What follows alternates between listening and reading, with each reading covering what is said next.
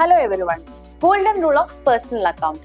Personal account എന്ന് പറഞ്ഞു കഴിഞ്ഞാൽ ഒരു ഇൻഡിവിജ്വൽ വ്യക്തിയായിട്ടോ ഫേം ആയിട്ടോ കമ്പനി ആയിട്ടോ അസോസിയേഷൻ ആയിട്ടോ അല്ലെങ്കിൽ ഒരു ട്രസ്റ്റ് ആയിട്ടോ ഒരു ബിസിനസ് എൻറ്റിറ്റി ട്രാൻസാക്ഷൻ എൻ്റർ ചെയ്യുകയും അത് ഇൻഡിപെൻഡന്റ്ലി നമ്മൾ റെക്കോർഡ് ചെയ്യുന്നുണ്ടെങ്കിൽ അതിനെ പറയുന്നതാണ് പേഴ്സണൽ അക്കൗണ്ട് എന്ന് പറയുന്നത്.